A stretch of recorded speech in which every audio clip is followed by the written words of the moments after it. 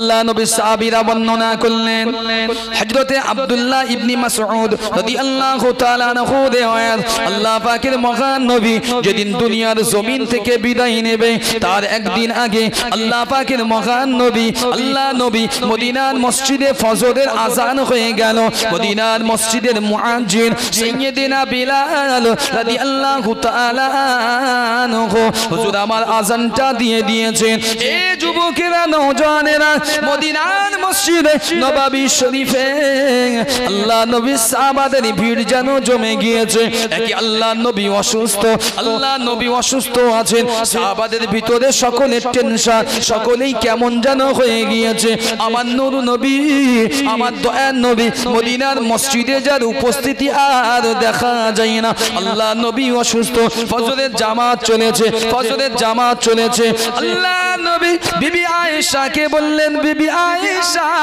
তুমি একটু করে আমার ঘরের ওই জানালা কিংবা দরওয়াজা ওই ঘরের দরওয়াজার পর্দাটা উঁচু করো আম্মা জান আয়েশা সিদ্দিকা রাদিয়াল্লাহু তাআলা আনহা বললেন ইয়া রাসূলুল্লাহ ইয়া হাবিবাল্লাহ আপনি কোথায় যেতে চান আল্লাহ নবী বললেন আয়েশা আমি মদিনার মসজিদে নববী শরীফে যেতে চাই আম্মা জান আয়েশা বলেছিলেন ইয়া রাসূলুল্লাহ ইয়া হাবিবাল্লাহ আপনার শরীরটা বড্ড অসুস্থ আপনি তো অসুস্থ হয়ে গিয়েছে আপনি তো আর চলতে পারছেন না আপনি উঠে আর বেড়াতে পারছেন না আপনি কি করে উঠে হেঁটে মদিনার মসজিদে নামাজের জামাতে যাবেন আল্লাহ নবী বললেন আয়েশা তুমি চিন্তা করো না একটু আমাকে ধরো আল্লাহ নবীর বিবি আয়েশা সিদ্দিকা আল্লাহ নবীকে ধরলেন আল্লাহ নবী উঠতে পারলেন না আমার নবী বুঝতে পারলেন আল্লাহ পাক আমার চলন ক্ষমতা উঠিয়ে নিয়েছে আম্মা জান আয়েশাকে বললেন আয়েশা একটু পর্দাটা উঁচু করো পর্দাটা উঁচু করা হলো আল্লাহ নবীর নূরের চোখ দিয়ে মদিনার মসজিদের দিকে তাকালেন আয়েশা পর্দাটা নামিয়ে দাও আয়েশা আম্মা জান আয়েশা পর্দা যেই না নামিয়ে দিলেন আল্লাহর নবী ঝরঝর করে কেঁদে ফেললেন আম্মা জান আয়েশা বললেন ইয়া রাসূলুল্লাহ ইয়া হাবিবাল্লাহ আপনি কেন কাঁদেন আজকে তো আপনার সুখের দিন আপনি তো আজকে আপনার খুশির দিন ইয়া রাসূলুল্লাহ ইয়া হাবিবাল্লাহ আপনি কেন চোখের পানি ছেড়ে দিয়ে কাঁদেন আল্লাহ পাকের মহান নবী বলেছিলেন ও বিবি আয়েশা আমি তো আজকে কাঁদছি না আজকের আমার চোখের যতটুকু পানি দেখতে পাচ্ছ বিবি আয়েশা এই পানিগুলো হলো আমি মুহাম্মাদুর রাসূলুল্লাহ এটা কোনো দুঃখের কান্নার পানি নয় বরং এগুলো হলো আমি রাসূলুল্লাহ আমার সুখের দিনের চোখের পানি একটু জোরে বলেন সুবহানাল্লাহ আম্মা জান আয়েশা বলেছিলেন ইয়া রাসূলুল্লাহ কেন আপনার সুখের পানি আজকে আল্লাহ নবী বলেছিলেন আয়েশা আমার মুখে যে দাগগুলো দেখতে পাও ও বিবি আয়েশা এই দাগ ইসলাম প্রচার করতে গিয়ে এই দাগগুলো তায়েববাসীর পাথরের আঘাতে আমি রাসূলুল্লাহ আমার গায়েতে দাগ দেখতে পাও আমার দন্দনকে শহীদ দেখতে পাও এগুলো ছিল উহুদের জমিনে ও বিবি আয়েশা আমি রাসূলুল্লাহ এই ইসলামকে প্রতিষ্ঠার জন্য আল্লাহর জমিনে এই দ্বীনকে প্রতিষ্ঠা করার জন্য as-সালাতকে প্রতিষ্ঠার জন্য আমি রাসূলুল্লাহ সারা জীবন সংগ্রাম করেছি আজকে আমি যাওয়ার সময় আমি মুহাম্মাদুর রাসূলুল্লাহ নিজে চোখে দেখলাম আমি রাসূলুল্লাহ দেখতে পেলাম আমার সাহাবারা এমন করে জামাত করে तमाम পৃথিবীর জমিন জুড়ে এমন করে ওয়াক্ত অনুযায়ী নামাজ আদায় করতে থাকবে জোরে বলেন আরো জোরে বলেন সুবহানাল্লাহ আমরা মসজিদে নামাজ আদায় করেছি ওয়াক্ত সহকারে জামাত সহকারে এগুলো রাসূলুল্লাহর হাদিসের একটা অংশ রাসূল এই জামাতটাই দেখতে চেয়েছিল যে মানুষ জামাত একজন ইমামকে নেতা বানিয়ে তার পিছনে আপনার নেতা বানিয়েছিলেন নাকি নেতা বানিয়ে তার পিছনে ইক্তেদা করবে এই এমন ইসলামকে দেখতে চেয়েছিল রাসূল চলে যাচ্ছেন অসুস্থতা আরো বেড়ে গেলেন একদম শেষ পর্যায়ে আমি পুরো পূর্ণাঙ্গ খোলাসা বলছি না অনেক সময়ের ব্যাপার সময় সাপেক্ষ যেহেতু জানেন সকলেই বসে আছেন রাসূলের আশেপাশে ফাতেমাকে ডাকালো ফাতেমা এসে তো কাঁদছে জারেজার হয়ে যাচ্ছে রাসূল ফাতেমার কানে কানে ফিসফিস করে কি বললেন ফাতেমা খুশি হলেন আজরাইল এসে হাজির কে এসে হাজির আজরাইল আজরাইল এসে আল্লাহ রাসূলের দরবারে হাজির। ফাতেমা চিনতে পারলেন, রাসূল বুঝলে দিলেন, বেটি তুমি চিনতে পারোনি, ইনি হচ্ছেন সেই ব্যক্তিত্ব যিনি দুনিয়ার কোনো লোভ লালসা মায়া মমতা যাকে ভোলাতে পারে না। কার বাপ, কার মা, কার সন্তান, কার ছেলে, কার মেয়ে, কে এতিম, কে এসির, কোন সম্পদশালী, কোন প্রধানমন্ত্রী, কোন মুখ্যমন্ত্রী, গ্রামের নেতা, ইমাম, পীর সাহেব, ইনি কারো মানেন না। ইনার যখন ইচ্ছা হয় তখন নিয়ে চলে যায়। ইনি হচ্ছে মালাকুল মাউত। অ্যাকচুয়ালি উনি হচ্ছে মাউতের ফেরেশতা, নাম হচ্ছে মাউত। ওনার নাম মাউত। আমরা বলি মালাকুল মউত বলি না, অ্যাকচুয়ালি মালাকুল মউত হচ্ছে দুজন। কজন বললাম? দুইজন। মালাক হচ্ছে একটা ফারিস্তা হয়, মালাক শব্দ ফারিস্তা, আর অ্যাকচুয়ালি ফারিস্তার নাম হচ্ছে মাউত। হাদিস পড়বেন, এটাই আমরা এটাকে জুড়ে দিয়েছি মালাকুল মউত। অ্যাকচুয়ালি ফারিস্তাদের দূত বলা হয়, ফারিস্তা আল্লাহর মউতের ফারিস্তা। অ্যাকচুয়ালি মালাকুল মউত ফারিস্তা একা হয় না, একা উনি আসেন না।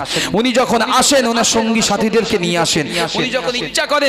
উনি যখন ইচ্ছা করেন সহযোগীর মাধ্যমে তামাম পৃথিবীতে ওনার একক ছত্র রাজত্বে উনি একাই সবকিছু করতে পারেন। কয়েক সেকেন্ডের ব্যবধানে তামাম পৃথিবীতে কয়েক লক্ষ মানুষকে একসঙ্গে জীবন ধারণ করতে পারেন। এই জন্য উনি হচ্ছেন মালাকুল মাউত আজরাইল আলাইহিস সালাম। তো জাগতিকে নয়, সংক্ষিপ্ত আকারে রাসূল সাল্লাল্লাহু আলাইহি ওয়াসাল্লাম যখন সালাম দিলেন, আল্লাহ রাসূল বললেন, ভাই আজরাইল তুমি তো এলেন, জিবরিল কই? এত কিছু রাসূল বললেন, যা কিছু ঘটেছে সব আমার আর আপনার জন্য। কার জন্য বললাম? সব আমার আর আপনার জন্য। বিশ্বাস করেন, আমার আপনার বাইরে আল্লাহ রাসূল জিন্দেগিতে কোনো কিছু চিন্তাই করেনি, কিচ্ছু চিন্তা করেনি। যা চিন্তা ছিল আমার আর আপনার জন্য। শুধু আল্লাহ রাসূল বলতেন যে আমার উম্মতের কি হবে।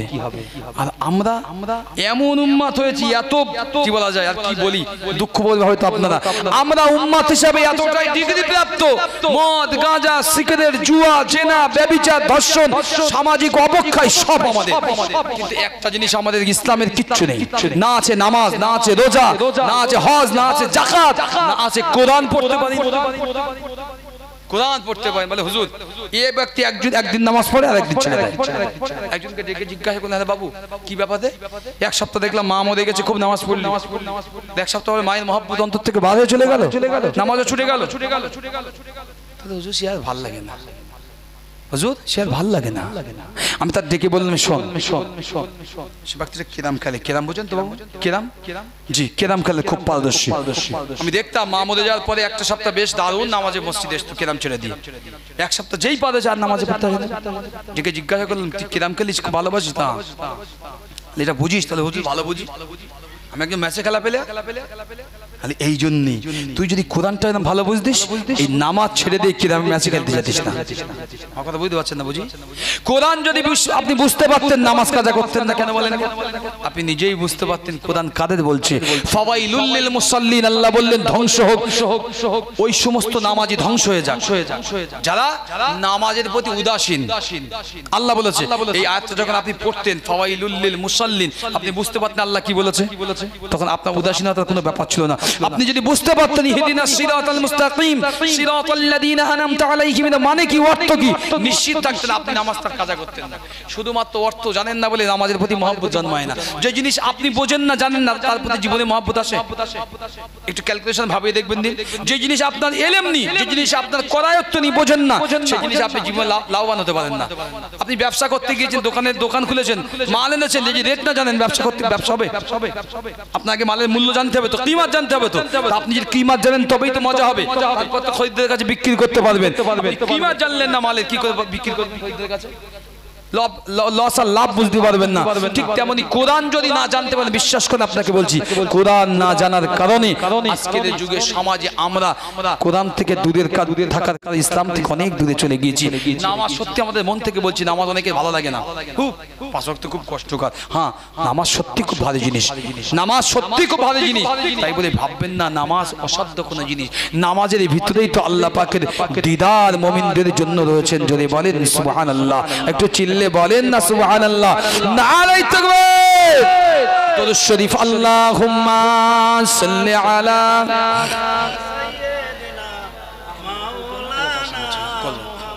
ওয়া আলা আলি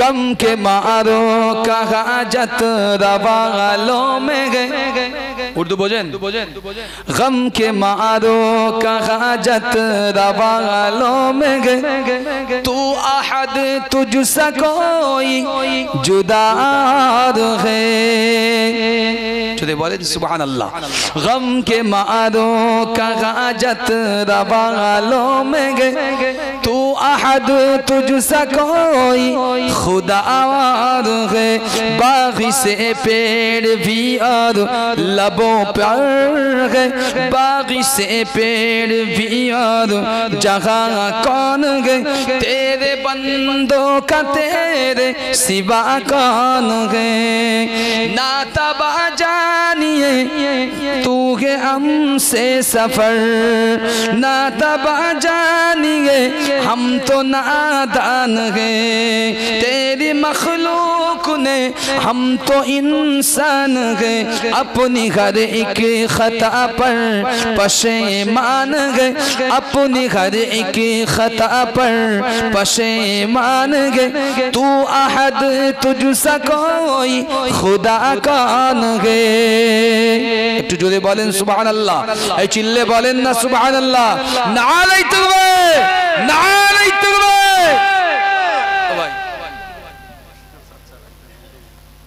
আমি দেখছি একটু ওয়েট করেন দেখছি যতটা পারি দেখেন সেই 10 তারিখ থেকে চলছে এটা একটা কণ্ঠ এটা নয় রাগ করবে না আমি বলছি বলে তো এটা চলছে আমি নিজে একজন মাদ্রাসার শিক্ষক নিজে একজন মসজিদের ইমাম তো এটাও তো আল্লাহর একটা দান কণ্ঠ তো এটাকে বেশি মোটিভেট করা যায় না এটার দ্বারা অনেক কিছু করা যায় এটার দ্বারা করা যায় না তো এটা যতক্ষণ দিচ্ছে আপনাদের বলছি রাগ করবেন না কালও রাত্রে রাখি চলেছে আজও চলছে কালও চলবে এখন কয়েকদিন আছে চলবে তারপর একটু রেস্ট আছে ঘটনা হচ্ছে যতক্ষণ এটা দেয় চলবে কম বেশি প্রায় আপনার 2 ঘন্টা পার হয়ে গেছে প্রায় 2 ঘন্টা পার হয়ে গেছে আমি একটু আপনাদের কাছে দু একটা কথা বলবো শুনটা একটু শেষ করে দু একটু কথা বলবেন ইনশাআল্লাহ আপনারা সকলে রাজি তো এই অসুবিধা হচ্ছে না তো অসুবিধা হচ্ছে আপনাদের এই এর মধ্যে গুনাহগার কজন আর মাসুম কজন আছেন বলেন এর ভিতরে গুনাহগার কজন আর একদম মাসুম কজন সবাই গুনাহগার আর মাসুম কারা হাত তোলেন মাসুম কেউ নেই যাক এর মধ্যে মাসুম কেউ নেই শুধু মাসুম বসে রয়েছে আমার সামনে কজন বাচ্চা যাদের জন্য আল্লাহ লিখিত খাতা এখনো চালানো হয়নি দুটো ব্যক্তিত্বের কোনো হিসাব হয় না দুটো ব্যক্তিত্বের সেই পর্যন্ত হিসাব হয় না এক নম্বর হচ্ছে পাগল যাদের দুনিয়ার কোনো খেয়ালাত থাকে না অ্যাকচুয়ালি আইনত ভাবে শরীয়তের আঙ্গিকে তিনি মাথার সমস্যা যিনি ভালো মন্দ কিছু ফয়সালা করার ক্ষমতা নেই তার জন্য কিরামান কাতিবিন আমরা যেটা বলি ফারিস্তা তার জন্য কলম ধরে না 2 নম্বর সন্তান যখন অ্যাডাল না হয় মানে সন্তান যখন পূর্ণাঙ্গ বালেগ না হয় ততদিন পর্যন্ত তার নামের খাতা এরা খোলে না এই দুটো ক্ষেত্রে এরা হচ্ছে মাসুম বুঝা গেল তাহলে আমরা কেউ গোনার ঊর্ধ্বে নই আছে নাকি কেউ গোনার ঊর্ধ্বে নই রাসূল সাল্লাল্লাহু আলাইহি ওয়াসাল্লামকে যখন আজরাইল আমিন আলাইহিস সালাম আসলেন তো আল্লাহ রাসূল জিবরিলকে ডাকলেন ভাই জিবরিল কোথায় জিবরিল আসলেন আল্লাহ রাসূল বললেন ভাই জিবরিল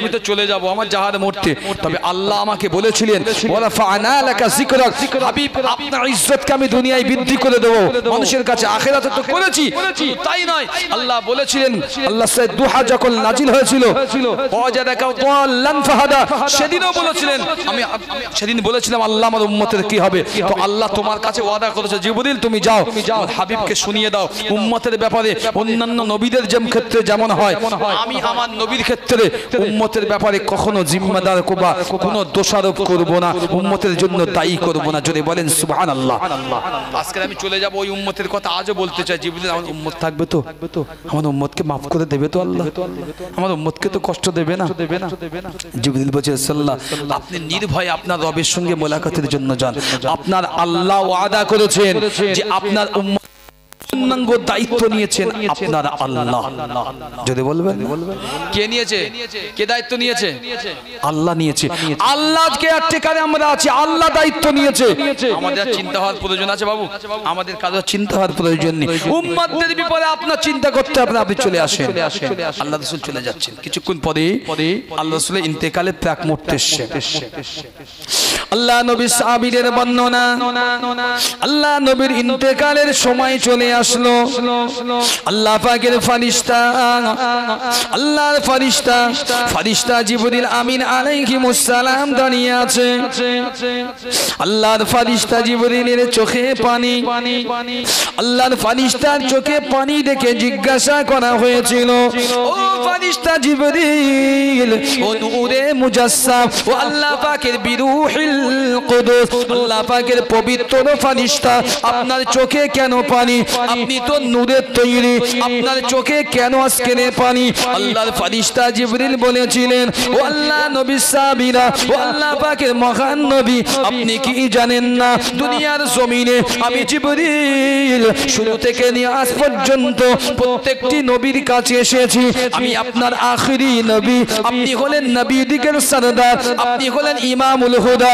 আপনি হলেন নবীল কাওনাইন আপনি হলেন সাইয়্যিদুল মুজতাবা ইয়া রাসূলুল্লাহ ইয়া হাবিবাল্লাহ আমি আপনার কাছে আল্লাহর হুকুমগুলো নিয়ে আসতাম আল্লাহর হুকুমগুলো বাস্তবায়ন করতাম আপনার কাছে আপনার মতো আমি জিবরিল মাশারিকাল আরদি ওয়া মাগারিবাহা আমি জিবরিল পশ্চিম থেকে পূর্ব উত্তর থেকে দক্ষিণ খুঁজেছি আমি জিবরিল তালাশ করেছি আল্লাহর কসম করে বলি আমি জিবরিল আপনার মতো এত চরিত্রবান আপনার মতো এত সৌন্দর্যপূর্ণ মানুষ আমি জিবরিল আমি জীবনে দেখিনি জোরে বলেন সুবহানাল্লাহ ইয়া রাসূলুল্লাহ ইয়া হাবিবাল্লাহ এমন একজন কিরদার চরিত্র দুনিয়া থেকে বিদায় নেবে আমি জিবরিল আর কোনদিন এসে আমার নবী পাকের দরবারে মসজিদে নববীতে আল্লাহ নবীর কাছে ওহী নিয়ে আসতে পারবো না আমি জিবরিল আমার চিরতরে আপনার কাছে ওহীর দরওয়াজা বন্ধ হয়ে গেল আল্লাহ নবী সবর করতে বললেন চলে যাওয়ার মুহূর্ত আজরাইল আলাইহিস সালাম আল্লাহ নবীর সিনা মোবারকে হাত রাখলেন আল্লাহ নবী কষ্ট আরো বেড়ে গেল আল্লাহ নবী বলেছিলেন ও বিবি আয়েশা আমি আর সহ্য করতে পারি না আজরাইলকে ডেকে আল্লাহ নবী বললেন ভাই আজরাইল ও আল্লাহ পাকের ফেরেশতা আজরাইল আমার বুকে এত ব্যথা কেন ভাই তুমি শুধু হাত দেখেছো আমার মনে হয় ওহদ পাহাড়টা আমি রাসূলুল্লাহ আমার বুকের উপরে তুমি চাপিয়ে দিয়েছো আল্লাহর ফেরেশতা আজরাইল বলেছিলেন ইয়া রাসূলুল্লাহ গে ইয়া হাবিবাল্লাহ দুনিয়ার জমিনে এই সৃষ্টি জীবের ভিতরে এত আসানের সঙ্গে এত ইজ্জতের সঙ্গে আমি আজরাইল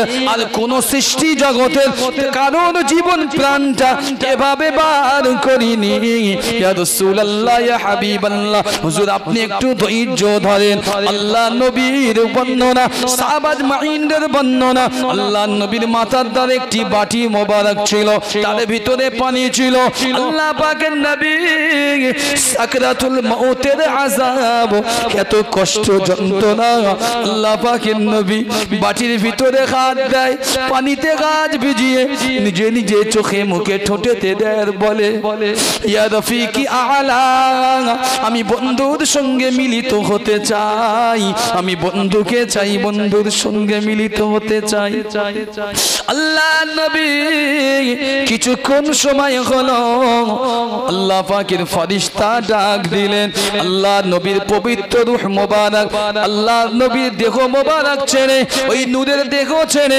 হযরত আজরাইলের সঙ্গী হলো আজরাইল আলাইহিস সালাম জিজ্ঞাসা করলো ও মুহাম্মদুর রাসূলুল্লাহর রূহ মোবারক এখন তোমার কেমন অবস্থা আছে লাগছে রূহ বলেছিলেন ও আল্লাহর ফেরেশতা আমি দুনিয়ার জমিনে সবচাইতে সুন্দর মানুষ সবচাইতে সুন্দর চরিত্রের মানুষের দেহের মাঝে ছিলাম এত সুন্দর ছিলাম আমি তো বর্ণনাও করতে পারি না আল্লাহ পাকের ফেরেশতা নিয়ে রূহকে প্রথমে ঊর্ধ্বগমনে নিয়ে চলে গেলেন ইন্না লিল্লাহি ওয়া ইন্না ইলাইহি রাজিউন এই যুবকেরা চারিদিকে ছড়িয়ে গেল আল্লাহ নবী আর জীবদ্দশায় নেই আল্লাহ নবী হায়াতে আর নেই, দুনিয়ার জীবন থেকে তিনি মায়া ত্যাগ করেছেন। সমস্ত সাহাবীরা যেন নিজের বাক্যটা হারিয়ে ফেললেন। সব সাহাবী এসে দেখেন কেউ মানতে চায় না। আল্লাহ নবীর বয়োবৃদ্ধ সাহাবী সিদ্দিক আকবর তিনি ঘর থেকে কোথায় একটা প্রয়োজনীয় কাজে গিয়েছিলেন। তিনি আস্তে আস্তে বাড়িতে এসে যেই না খবর শুনতে পেয়েছেন, তিনি তাড়াতাড়ি করে হেঁটে আসলেন। আল্লাহ নবীর পবিত্র লাশ মোবারক শোয়ানো দীর্ঘদিনের বন্ধু সাথী আবু বকর সিদ্দিক আল্লাহ নবীর হুজরা শরীফে প্রবেশ করলেন।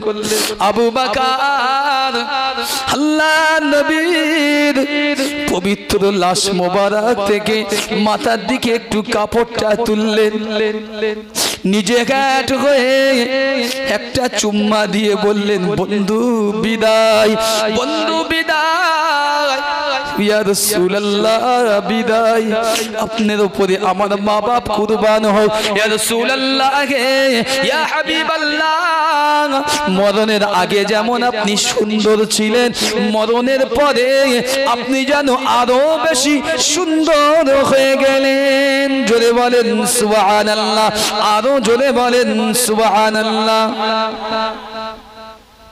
আরেকটি রিওয়ায়াত এসেছে, ধনী আমরা, বাড়িতে কষ্ট নেই আমাদের। কেউ কেউ বলেছেন আম্মাজান আয়েশা রিওয়ায়াত, আমি আয়েশা আল্লাহর কসম করে বলি, আমার রাসূল যেদিন মুস্তাফা যদি ইন্তেকাল করেন, আমি আয়েশা আমার ঘরে, সেদিন যদি আমার ঘরেতে একটি কেরাসিন থাকতো বাতি জ্বালানোর মতো, একটি কেরাসিন, তবে আমি আয়েশা এবং আমার ফ্যামিলির আর 7 জন, মোট 8 জন 9 জন, ওই কেরাসিন খেয়ে অন্তত খোদা নির্ধারণ করতাম, খোদা নিবেদন। এত কষ্ট কয়েকদিন আমার ঘরে ছিল, খাওয়া কি জিনিস আমরা উনুন জ্বলতে পারেনি, বাড়ি যদি একটু বাতি জ্বালানো তেল থাকতো সেটা খেয়ে আমি আয়েশা আহলে পরিবার যারা ছিল অন্তত জীবন ধারণ করতাম। এত কষ্ট ছিল রাসূলুল্লাহ ইন্তেকালের মুহূর্তটা। তো আমরা উম্মত হিসাবে বসেছি, বাপ হিসাবে বসেছি, এখানে অনেক আছি, রাসূলুল্লাহর আশা খুশি, আমরা খুশি না? কথা বলে না, রাসূল এসে আমরা খুশি না? এখানে মনে খুশি নেই, কি সব নাই, এই অন্য কিছু হলে খুশি হতেন। এই আজকের এই নবী দিবস হচ্ছে, রাসূলুল্লাহর মৌলুদুন নবী শরীফ হচ্ছে, এটা আপনার খুশি না? আমি তো জানি আরো খুশির আওয়াজটা ভালো হয়। জি, কেউ সাকসেসফুলি বেশি আনন্দ হয় না দুঃখ পেলে আনন্দ করে? কোনটা? এখানকার লোক একটু উল্টো বোঝে না, কেন বুঝতে পারছি। জি, ছেলে মাদ্রাসায় পড়ে, তলিবুল ইলম, শুনেন, তলিবুল ইলম ছেলে মাদ্রাসায় পড়ে, ওস্তাদ শিক্ষা দেয়, ওস্তাদ বলে বাবা তোমরা হাফেজ হচ্ছ, আলেমে দ্বীন হচ্ছ, তোমাদের যে হাফেজ আলেম হয়েই কাটাতে হবে এমন নয় বাবা, তোমরা বাড়ি গিয়ে বাপের পেশা, বাপ দাদার পেশাটা অবলম্বন করো। তোমাদের যে ইমামতি করতে হবে, শিক্ষকতা করতে হবে তা নয়, তোমাদের বাপ তোমাদের একটা পেশায় ছিল, তোমাদেরকে বড় করেছে, বাপের পেশায় থাকবে। একটা ছেলে মাদ্রাসায় পড়ে, ছুটি হলে বাড়িতে যায়, তো ছুটি হলেই মা বাড়িতে গিয়ে মাকে জিজ্ঞাসা করে, ইয়া উম্মি, আমার মা, আমার আব্বার পেশা ছিল কি, আব্বা তো দুনিয়ায় বেঁচে নেই, তো মা এটা ওটা বুঝিয়ে ছেড়ে দেয়। কেন বলদিন বা? হ্যাঁ, তো আব্বা দুনিয়ায় নেই, তুই জানিস তো, তুই ইয়াতিম। হ্যাঁ, তা আব্বা যখন নি শুনতে যাচ্ছিস কেন বাপের পেশাটা? মা আমার হুজুর বলেছে বাপের পেশায় যেতে, তাই আমার খুব ইচ্ছা, আমি ওয়াদা করেছি হুজুরের কাছে আমি আমার আব্বার পেশায় যাবো। আব্বা কি করতো? তা মা বলে আমি বলতে পারবো না। এই বলতে পারবো না বলতে বলতে ঠেলে ঠেলে ছেলেটাকে প্রথম থেকে একেবারে আলেম পর্যন্ত নিয়ে গেছে।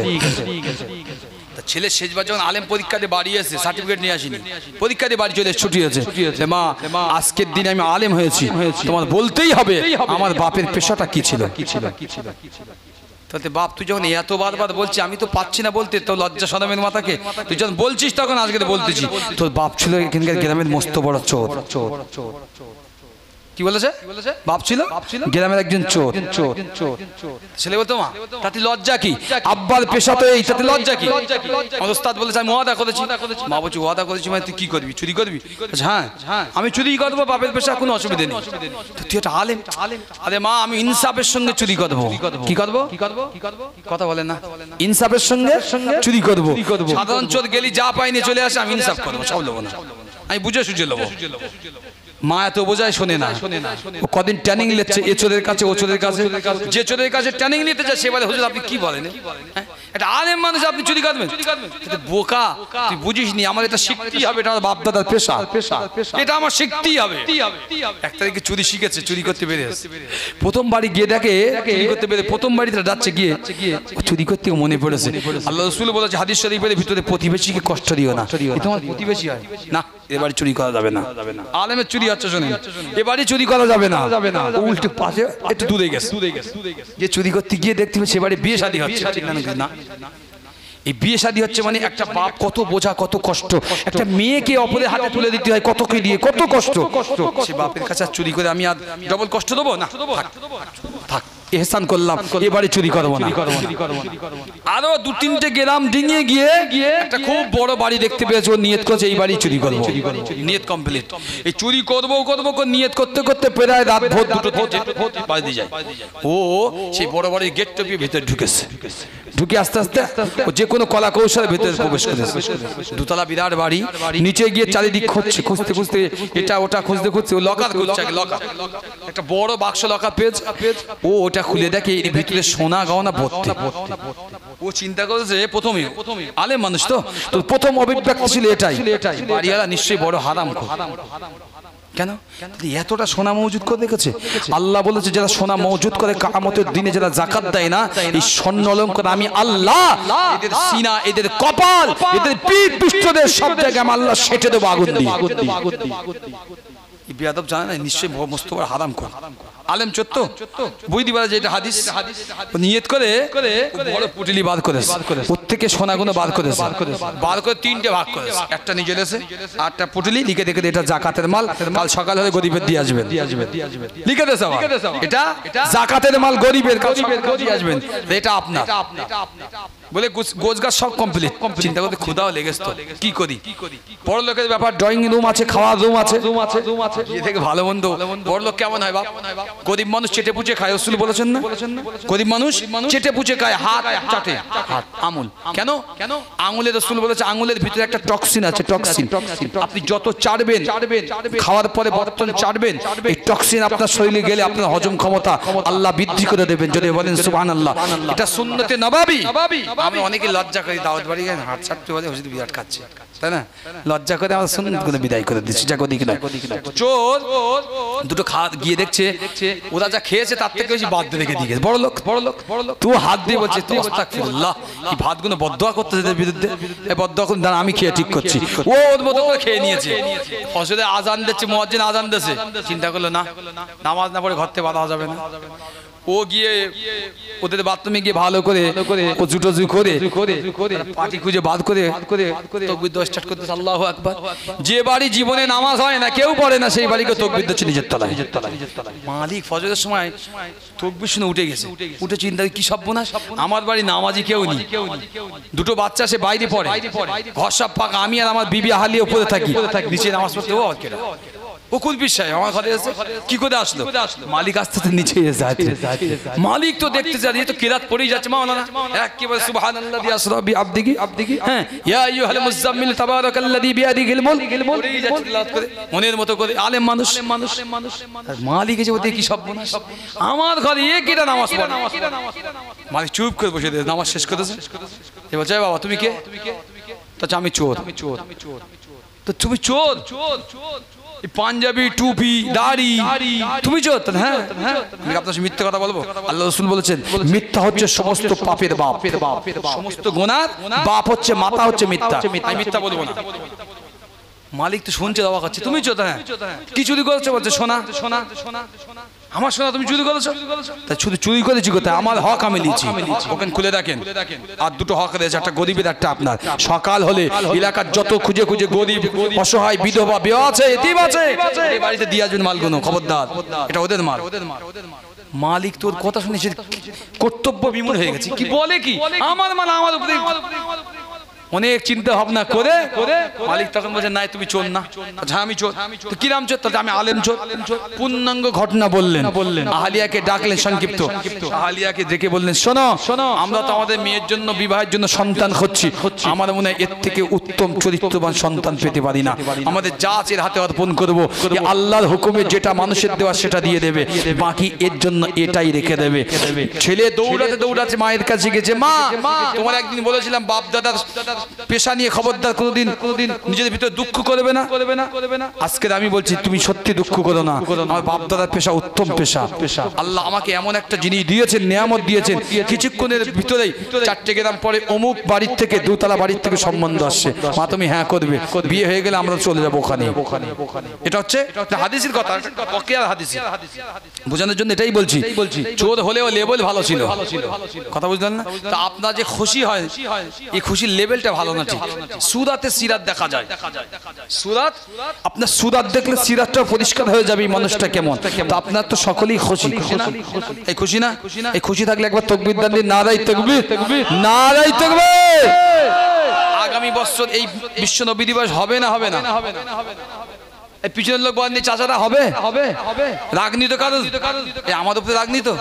আমি কিন্তু এখন কোনো সম্পত্তি কিনিনি, তবে শুনেছি নাকি আমার গ্রামের একটা ছেলে এখানে বিয়ে করেছে, তার সঙ্গে সম্পত্তি থাকতে পারে। কেউ যদি থাকে আত্মীয় পরিজন আলাদা, সে ভাগ পাবে। তার মানে আমার গ্রামের কেউ এখানে একটা ভাগ পাবে, এটাও আমি বড় খুশি। একটা অংশ পেলেও পাবে। এখানকার মেয়ে নিয়ে গেছে, বাইরে আছেন, একটু আসেন, ভিতরের দিকে আসেন।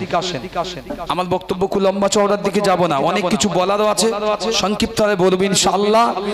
সকলে একবার দরুদ শরীফ পড়েন আবার, আল্লাহুম্মা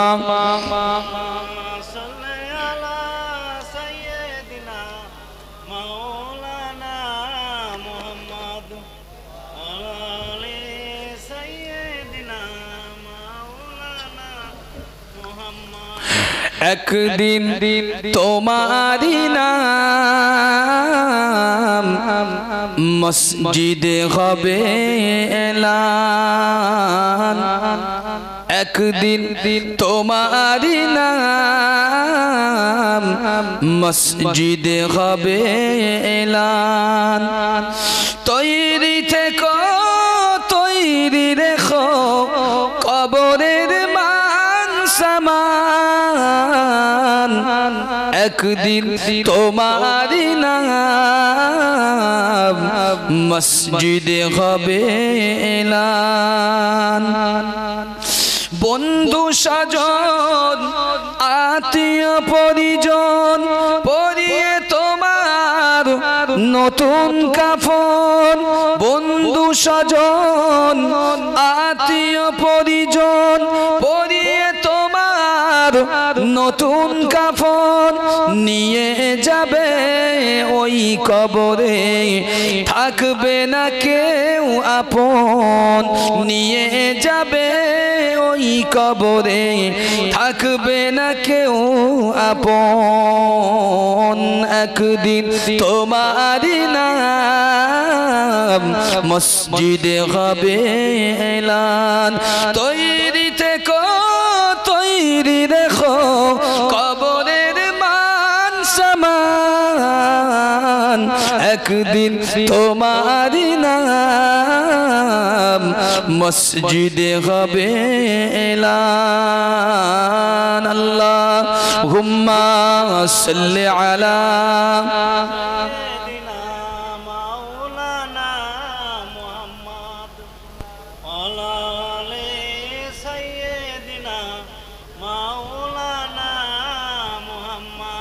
যে কথা বলছিলাম আগে সংক্ষিপ্ত করি এটা, তারপরে অন্যদিকে যাবেন ইনশাআল্লাহ। বক্তব্য খুব বেশি করব না। আল্লাহ রাব্বুল আলামিন বললেন আল্লাহ রাসূলকে, ইযা জাআ নাসরুল্লাহি ওয়াল ফাত, এটা 30 নম্বর পারায় সূরা নাসর। আর একটি সূরা নাযিল করেছেন আল্লাহ রাব্বুল আলামিন, সেটা হচ্ছে 26 নম্বর পারায় সূরা ফাতা, ইন্না ফাতাহনা লাকা ফাতহাম মুবিনা লিয়াগফিরাল্লাহু মা তাকদ্দামা মিন যামবিক। আল্লাহ বললেন হাবিব, যখন আসবে আল্লাহর সাহায্য সহযোগিতা দেখবে, ইয়াদখুলুন নাস, মানুষ দলে দলে দলে দলে আল্লাহর দ্বীনের ভিতরে প্রবেশ করছে। আর যেদিন আসলো রাসূলুল্লাহ সাল্লাল্লাহু আলাইহি ওয়াসাল্লামের শেষ সময়, সমস্ত মক্কা বিজয়ের সময় সমস্ত বেদিনগুলো আল্লাহ রাসূলের কদমে হাত দিয়ে সকলে ঈমানের কালমা পড়ে মুসলমান হয়েছিলেন। জোরে বলেন সুবহানাল্লাহ। সেই নূরে নবী, বরকতময় নবী দুনিয়া থেকে বিদায় নেবেন। তার আগমন যেমন সুন্দর ছিল, যাওয়াটা ততটাই বেদুর খুব কষ্টদায়ক ছিল। আল্লাহ নবী অসুস্থ হয়ে গেলেন। 1 তারিখ আল্লাহ পাকের নবী সমস্ত আহলিয়াদেরকে ডাক দিলেন, বিবিদেরকে ডাক দিলেন। আম্মা জানের এক জায়গায় উপস্থিত হলেন। আল্লাহ পাকের নবী বলেছিলেন, ও আমার বিবিরা, ও আমার আহলিয়ারা, শুনে নাও, আমি আজ থেকে অসুস্থ হয়ে গিয়েছি, আমি বেশি অসুস্থ হয়ে গিয়েছি। আমাকে কি আয়েশা সিদ্দিকার ঘরেতে আমি রাসূলুল্লাহ, আমাকে কি থাকার মতো পারমিশনটা কি দেওয়া যাবে? আল্লাহ নবী জীবনের শেষ সময় আল্লাহ পাকের মহান নবী, আল্লাহ পাকের মহান নবী 9 জন আম্মা জান জীবিত ছিলেন। এই নওজওয়ানেরা, যুবকেরা, দুনিয়ার জমিনে অনেক কথা বলা হয়, নবীর কেন এতটা বিবাহ ছিল, নবীর কেন এতটা স্ত্রী ছিল। আপনি হয়তো জানেন না মুসলমান, আল্লাহ নবী ইন্তেকালের আগেও এই 9 জন বিবির প্রতি পূর্ণ আমার নবী ইনসাফ করেছিলেন। জোরে বলেন সুবহানাল্লাহ। আল্লাহ নবী 9 জন বিবিকে ডেকে বললেন, আমি আয়েশার ঘরেতে থাকতে চাই। 9 জন বিবি বললেন, ইয়া রাসূলুল্লাহ, ইয়া হাবিবাল্লাহ, আমাদের কোনো আপত্তি নেই, আপনি যার ঘরে থাকেন, আমরা প্রত্যেকেই আপনাকে খিদমত করতে চাই। আল্লাহ নবী যেদিন সুস্থ হয়েছিলেন, মিম্বারে দাঁড়িয়ে বলেছিলেন, এই মদিনার মসজিদে নববী শরীফের এক কোণে একজন বয়োবৃদ্ধ মানুষ বসেছিলেন। আল্লাহ নবী যখন কথাটা বলেছিলেন, আল্লাহ আমাকে ইখতিয়ার দিয়েছে, দুনিয়ার সম্পদ না তার ইলার সঙ্গে মিলন, কোনটা বেছে নেওয়া যায়? ও আমার সাহাবীরা, আমি রাসূলুল্লাহ, আমার আল্লাহর মাবুদের প্রভুর সাক্ষাৎটা আমি রাসূল বেছে নিয়েছি।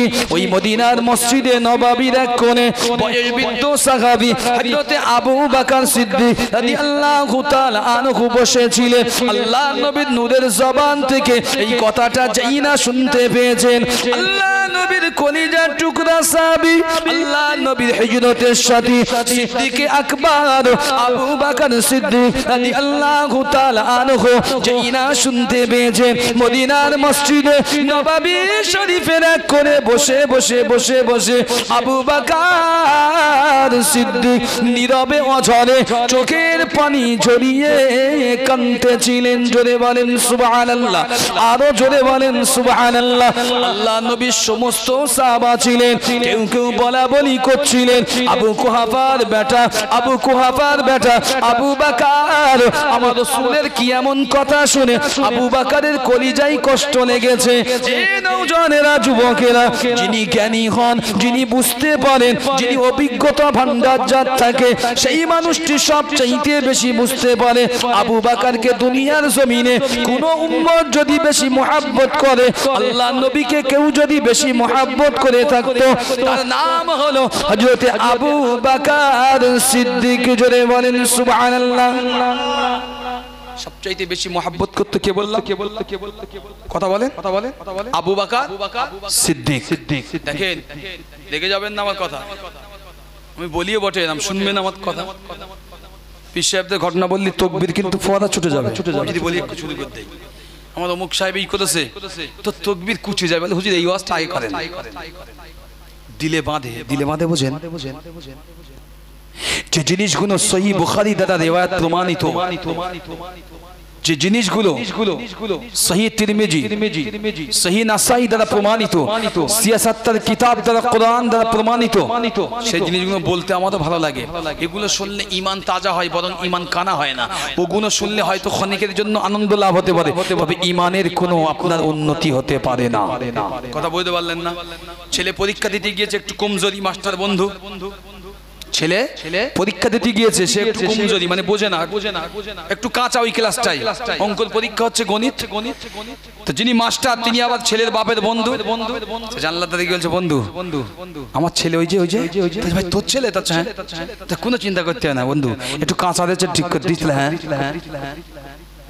বন্ধুর মাস্টার বন্ধু বলে বন্ধুর ছেলে সব লিখে দিয়েছে বলে দিয়েছে পরীক্ষার শেষে রেজাল্ট আউট হয়েছে হ্যাঁ বন্ধুর ছেলে পাস করতে পারে না এই সাবজেক্টে 75 পেয়েছে বন্ধুটা মহা খুশি বন্ধু ছেলেকে বড় জায়গায় দেবে যে একটু বড় জায়গায় দিতে পরীক্ষা দিতে বসকেছে বন্ধুর ছেলে আর পারে না কথা বুঝতে পারলেন না বন্ধুর উচিত ছিল ওই জায়গাটায় সন্তানকে ওখানে বন্ধুর সহযোগিতা না নিয়ে নিজে ট্রিটমেন্ট করা কোন জায়গায় রোগ সরানোর উচিত ছিল যখনই বন্ধু নিজের বন্ধুর ওই সহযোগিতা নিয়েছে ছেলেও বুঝতে পেরেছে যে আমি যেমন হই না কেন আমার বাপদের ঠিক মতো পার করে দেওয়ার জন্য কিন্তু আল্লাহর কাছে সব জিনিস পার হওয়া যায় না কথা বুঝতে পারলেন না নবীর ভালোবাসা অনেকে করেছে জীবনে ভালোবাসা আবু বকর সিদ্দিকের কাছে কোন সাহাবা আজমাইনের আজ পর্যন্ত তুলনা হয়নি হবে না তিনি এতটাই পারদর্শী নিখুঁত ছিলেন মুহাব্বতে ভালোবাসায় সব সাহাবী কেঁদেছেন আবু বকর জালে জালে কাঁদেননি যদি বলেন ঈমানের তাকত দেখেন এতটা আপনি অবাক হয়ে যাবেন শুনলে আবু বকর সিদ্দিক ছিলেন সবচাইতে নরম দিলের মানুষ সিদ্দিক আকবরের কথা আমি লাস্টে একটু বলবো সবচাইতে নরম দিলের মানুষ এত নরম মেজাজের মানুষ হওয়া সত্ত্বেও কিছু কিছু সময় যখন রেগে যেতেন না ওই নরম দিল থেকে ফারুক আজমের উমর ফারুকের আরো উপরে তিনি চলে যেতেন কিন্তু এগুলো ছিল শরিয়াতের জন্য খুবই ভালো যখন বললেন আবু বকর কাঁদছে কোন সাহাবা তরুণ সাহাবা ঠাট্টা করছে মদিনার মসজিদে বসে আবু বকরের কি হয়েছে রাসূল কি এমন বলেছে আবু বকর কাঁদছে কেউ বুঝতে পারেনি বিশ্বাস করেন মদিনার মসজিদে একজন সাহাবা বোঝার ক্ষমতা হয়নি আল্লাহ রাসূল কি বলেছেন আবু বকর বুঝতে পেরেছেন আল্লাহ রাসূল বলতে চেয়েছেন তিনি আর বেশি দিন আমাদের কাছে থাকবেন না ওই নূন নবীর স্পর্শ নূন নবীর সুহবত আমরা বেশি দিন পাবো না আবু বকর ঠিক বুঝতে পেরেছেন সেজন্য আবু বকর ওই মসজিদ নববীর কোণে বসে বসে হাউ হাউ করে কাঁদছে আর নিজে নিজে বলছে আবু বকর কয়েকদিনের ভিতরেই দুনিয়ার সবচাইতে বিশ্বস্ত সাথীটি হারাতে যাচ্ছে আবু বকর নিজে নিজে বলছে আবু বকর কিছুদিনের ভিতরে দুনিয়ার সবচাইতে বিশ্বস্ত সাথী বন্ধুকে তুই হারাতে চাচ্ছিস আবু বকর ওই জন্য কাঁদছে অন্য কোন সাহাবা বুঝতে পারেনি সেজন্যই বলা হতো যে আবু বকর এমন একটা পরশপাথর রাসূলের সঙ্গে যেখানে গিয়েছেন রাসূল সেখানে জান্নাতের ফুল ফুটিয়ে দিয়েছেন জোরে বলেন সুবহানাল্লাহ এটা হচ্ছে আবু বকর সিদ্দিকের কীর্তিত্ব হযরতে আবু বকর সিদ্দিক ঝরঝর করে কান্না স্টার্ট করলেন আল্লাহ নবী মিম্বার থেকে নামে গেলেন আল্লাহ নবী বিদায় নেওয়ার আগে আবু বকরের কাছে গিয়ে দাঁড়িয়ে গেলেন আবু বকর সিদ্দিকের দিকে তাকালেন আবু বকর আল্লাহ নবীর নূরের চেহারার দিকে তাকালেন বন্ধু আর বন্ধু মিলন ঘটেছে চেহারার দিকে যাইনা তাকানোর সাথে সাথে আল্লাহ নবীও কেঁদে ফেলেছেন আবু বকর সিদ্দিক আর নিজের চোখের পানি বাদ মানাতে পারলেন না আল্লাহ নবীকে দেখার সাথে সাথে আবু বকর আরো জোরে কেঁদে ফেলেছেন ইয়া রাসূলুল্লাহ ইয়া হাবিবাল্লাহ আপনি কি এমন খবরটা শোনালেন ইয়া রাসূলুল্লাহ ইয়া হাবিবাল্লাহ মদিনার মসজিদে নববী শরীফে সমস্ত সাহাবারা কেউ বুঝতে পারেনি কিন্তু আবু বকর সিদ্দিক এই আবু বকর সিদ্দিকের চোখকে আবু বকর সিদ্দিকের অন্তরকে ফাঁকি দেওয়ার ক্ষমতা তো আপনার নাই ইয়া রাসূলুল্লাহ ইয়া হাবিবাল্লাহ আমি বুঝতে পেরেছি কিছুদিনের ভিতরে আপনি এই দুনিয়ার জমিনটা ত্যাগ করে বিদায় নিয়ে চলে যাবেন আল্লাহ নবী চলে গেলেন আম্মা জান আয়েশা সিদ্দিকার ঘরেতে আল্লাহ নবী কয়েকদিন ওখানেই রইলেন আল্লাহ নবীর এত কষ্ট হতো আল্লাহ নবীর এত কষ্ট হতো আল্লাহ নবীর বেদনা এত বেড়েছিল মাথার যন্ত্রণা আল্লাহ নবী এত কাতর ছিল মউতের যন্ত্রণায় আল্লাহ নবী ছটপট করতো আর বলতো ও বিবি আয়েশা আমার মাথাটা বুঝি গেল আয়েশা আমি রাসূলুল্লাহ এই মাথার বেদনা যন্ত্রণা আর সহ্য করতে পারি না আম্মা জান আয়েশা কাঁদতেন আল্লাহ রাসূলের চোখে হাত দিয়ে পানি মুছে নিজেও কাঁদতেন আর বলতেন আল্লাহ তোমার হাবিব যদি এত কষ্ট পায় সৃষ্টির সেরা মাখলুক যদি এমন কষ্ট পায় রব্বুল আলামিন উম্মত কেমন কষ্ট পাবে রাসূল কাঁদতেন আয়েশা আমি আর সইতে পারি না আল্লাহ নবী কয়েকদিন অসুস্থ থাকার পরে আল্লাহ নবী এক তারিখে আম্মা জান আয়েশাকে বলেছিলেন আয়েশা তোমার আব্বা আবু বকরকে একটু খবর পাঠাও আবু বকর যেন এসে দেখা করে আর যদি আবু বকর না আসে খবরটা জানিয়ে দাও মসজিদের মেম্বারে মসজিদে নববী শরীফের মেম্বারে আবু বকর সিদ্দিক যেন ইমামতি করে কারণ আবু বকর সিদ্দিক যদি ইমাম না হয় মদিনার সাহাবীরা অন্য কাউকে ইমাম হিসাবে মানবে না? জোরে বলেন সুবহানাল্লাহ। আম্মা জান আয়েশা বলেছিলেন, ইয়া রাসূলুল্লাহ, ইয়া হাবিবাল্লাহ, আমার আব্বাকে আপনি ক্ষমা করে দেন, আমার আব্বাকে মাফ করে দেন, আপনি তো অসুস্থ, আমার আব্বা কেঁদে তো জারে জার হয়ে যায়। ইয়া রাসূলুল্লাহ, ইয়া হাবিবাল্লাহ, আমার আব্বা আবু বকর সিদ্দিক হলো নরম দিলের মানুষ, নরম অন্তরের মানুষ, আবু বকর হলো মাটির মানুষ। ইয়া রাসূলুল্লাহ, ইয়া হাবিবাল্লাহ, আপনার মসজিদে নববী শরীফে মিম্বারে যদি আমার আব্বা আবু বকর দাঁড়ায় নামাজ পড়তে পড়তে আমার আব্বা এত কান্না করবে, এত রোনাজারি করবে, হয়তো নামাজটা পড়তে পারবে না। ইয়া রাসূলুল্লাহ, ইয়া হাবিবাল্লাহ, আমার আব্বা আবু বকরকে আপনি মাফ করে দেন। আল্লাহ নবী আম্মা জান আয়েশার দিকে একটু রাগান্বিত গুসাস করে দেখালেন, ও বিবি আয়েশা, তুমি তো নবী ইউসুফের জামানার নারীদের মতো কথা বলো, তোমার কথা চলবে না। বিবি আয়েশা, তোমার আব্বা আবু বকরকে খবরটা দিয়ে দাও। আল্লাহ নবী বললেন, দিয়ে দাও, অন্য কিছু বলো না। শেষে আম্মা জান আয়েশা খবর পাঠালেন আবু বকর সিদ্দিককে। সিদ্দিক আকবর আবু বকর সিদ্দিক নামাজ পড়াতে যেতেন বটে, তবে আজান হলে টাইম হলেও যেতেন না, কিছুক্ষণ অপেক্ষা করতেন, রাসূলের হুজরা মোবারক দিকে ফিরে তাকাতেন।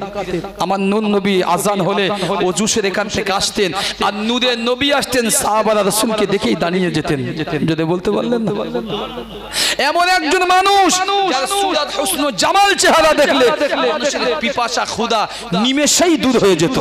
যদি বলেন, দুনিয়ায় এমন কোন ব্যক্তিত্ব ছিল না যেটা ছিল আমার মুহাম্মদুর রাসূলুল্লাহ সাল্লাল্লাহু আলাইহি ওয়াসাল্লাম, যে মানুষটার সঙ্গে একবার কেউ যদি বসতো এই মানুষের চেহারা থেকে আর চেহারা ফিরানো যেত না, চেহারা ফিরানো যেত না। আমি আপনাকে হাজারটা রাসূলের মুজিজা শুনিয়ে যেতে পারি, হাজারটা, আপনি মোহিত হতে পারেন। মনে রাখুন, মক্কার জমিনে যারা মুসলমান হননি, ইসলাম ঈমান আনেননি, তাদের বংশ আজও ঈমান হয়তো আনেনি, বা তাদের অবস্থা কি হয়েছিল, কাফের অবস্থা আল্লাহ বেহতার জানে। যারা বুঝেছিল যে হ্যাঁ ইনি হচ্ছেন নবী, ইনার উপরে ঈমান আনাটা আমাদের জরুরি, তারা কিন্তু দুনিয়া থেকে ঈমান এনে জান্নাতের সার্টিফিকেট নিয়ে তবে এই দুনিয়া থেকে বিদায় নিয়েছেন। যদি বলেন সুবহানাল্লাহ। এই আমরা এতগুলো মানুষ বসে আছি, বাপ সত্যি কথা ভালো করে বুঝবেন। হয়তো অনেকে বললি বলে, হুজুর আপনি কি বলেন, দুনিয়ায় না আমাদের যা সম্পদ আল্লাহ এখন দিয়েছে, এই সম্পদ ওদের তুলনায় সাহাবাজ মাইনদের যা সম্পদ ছিল ওদের তুলনায় চুলের থেকেও, চুল একটা চুলকে যদি 10টা ভাগ করেন, এই একটা মাথার চুলের 10টা ভাগের 1 ভাগও সম্পদ আল্লাহ আমাদের দেয়নি। কিন্তু এতটা সম্পদ থাকা সত্ত্বেও ইসলামের জন্য তারা এক চুলের একটা অংশ পরিমাণ সম্পদ নিজেদের জন্য খরচ করেননি। যা কিছু ছিল ইসলামের জন্য আল্লাহ রাসূলের কাছে জমা দিয়ে দিয়েছিলেন। যদি বলেন সুবহানাল্লাহ। এখন তো শুনি নাকি কোটি, মিলিয়ন, বিলিয়ন, পাউন্ড, নানান এক একটা সাহাবী, হযরত উসমান গনি, আবু বকর, উমর, তালহা, জুবাইর, আব্দুর রহমান বিন আউফ, এতটা সম্পদ ছিল, বিলিয়ন তো দূরের কথা। এখন বলে আরবপতি, কোটিপতি, ওরাম আরো 5 টাকা 10 টাকা ওরা কিনতে পারতো, ইরাম ভারতবর্ষের জমিন কিনতে পারতো পকেটে। আল্লাহর কসম করে বলছি, যে সম্পদ আল্লাহ ওদের দিয়েছিল। শুধু ব্যবসায়িক উট খাটতো উসমান গনির, যদি 2000 উট একবার কাফেলায় যেত, এদিকে একটা বাজারে, একদিকে 2000 উট, একদিকে যেত 2000 উট, এক সঙ্গে 10,000 উটের কাফেলা ব্যবসায়িক সামান নিয়ে অন্যান্য দেশে ব্যবসার জন্য যেত। একবার 10,000 উট চলে যেত, 10,000 উট মাল নিয়ে ফিরে আসতো, এক্সট্রা 10,000 করে। চিন্তা করতে থাকলে নিজে ব্রেন দিয়ে বিবেক করবেন। এক একটা উট যদি আজকে আমাদের ইন্ডিয়ায় বাজারে বিক্রি হয় 50 টাকা ধরে চাম্মাদবেন। এরা বলে আমরা এই করি, আমরা বলি আমরা বিরাট দান করি। দেখো মসজিদ করেছি, মাদ্রাসা করেছি, কচু করেছি আমরা। কি করেছেন আপনি? আল্লাহ রাসূলের সাহাবী দাঁড়িয়ে আছেন, একজন বালক গিয়েছে রাসূলুল্লাহর কাছে, রাসূলুল্লাহ আমি একজন এতিম, আমার বাবা নাই, তো আমার যে সীমানা আছে বাগান, সীমানার ভিতরে একদম গায়, ওই পাশের যিনি আছেন ইনার না একটা ইহুদি, ইনার পাঁচিলের সীমানা আমার সঙ্গে একই সঙ্গে। আমি চাই আমার জায়গা যা দখল না হয়ে যায়, সেজন্য আমি পাঁচিল দিয়ে নির্ধারণ করব। কিন্তু ওই নারকেল গাছ একটা আছে, গাছ, ওই গাছ একটা খাজুর গাছ আছে, এই খাজুর গাছটা এসে পাঁচিলটা বেঁকে দিতে হচ্ছে। হুজুর ওই একটুখানি একটা খাজুর গাছ বেঁকার জন্য পুরো পাঁচিলটা ধ্বংস হয়ে যাচ্ছে। আমি বারবার আপনাকে বলেছি আপনি কত টাকা নেবেন বলেন, কি আমি খাজুর গাছটা কিনে কেটে দেবো, যদি না কেটে দেয় খাজুর গাছের পাশ দিয়ে পাঁচিল দিয়ে দেবো, তাহলে আমার পাঁচিলটা ঠিক থাকে। হুজুর আমাকে দেয় না। সেই মানুষটাকে ডাকা হল ইহুদিকে, ডেকে বারবার বলো আল্লাহ রাসূল বলেছে। ইহুদি কর্ণপাত করেনি, সাহাবা দাঁড়িয়েছিলেন। সাহাবা বলছে রাসূলুল্লাহ আমি কি আপনার পক্ষ থেকে কিছু করতে পারি? রাসূল বলল সাহাবীরা তোমাদের ভিতরে এমন কেউ আছে এই আমার এই ছোট্ট সাহাবীর জন্য এই উপকারটা করলি, আমি রাসূল বলে দিলাম জিম্মাদার হয়ে গেলাম, তার জন্য আল্লাহ জান্নাতের সার্টিফিকেট দুনিয়া থেকে আমি রাসূল নির্ধারণ করে দিলাম। যদি বলতে পারলেন সাহাবারা একজন দাঁড়িয়ে গেলেন, রাসূলুল্লাহ আমি করতে পারি? হ্যাঁ। উনি উঠলেন, উঠে বলে রাসূলুল্লাহ দাঁড়ান, তার সঙ্গে কথা বললেন যে আমার মক্কার মদিনার জমিনে মার্কেট ওয়াইজ মানে রাস্তার পাশে সবচাইতে বড় বাগান আছে খাজুরের। আপনার তো সামান্য ওই বাগান একটা খাজুর গাছ, ওই একটা খাজুর গাছের বিনিময়ে 1000টার উপরে খাজুর গাছ সমৃদ্ধ ফল দেয় বাগান, ওই বাগান আপনাকে দিয়ে দেবো, আপনি দেবেন? ইহুদি বলছে তুমি কি পাগল, মানে একটা গাছের জন্য অত সুন্দর বাগান আমার দিয়ে দেবো? হ্যাঁ দেবো। সত্যি তো লেখ লিখে দাও। ওখানে দাঁড়িয়ে লিখে দিয়ে আসলেন, দৌড়ে চলে গেলেন, বিবি পানি দিচ্ছিলেন গাছের গোড়ায়, কি বলছে বিবি বার হয়ে এসো। কেন? তো বার হয়ে এসো। তো কেন? তাতে আমি এই বাগানটাকে সওদা করেছি, বিক্রি করেছি। বিবি তখন কত চালাক, চিন্তা করেন কত ঈমান তাকত, বলছে কোথায় সওদা করেছো, কোন বিক্রি? তাতে আল্লাহর বাজারে জান্নাতের সওদা করে এসেছি।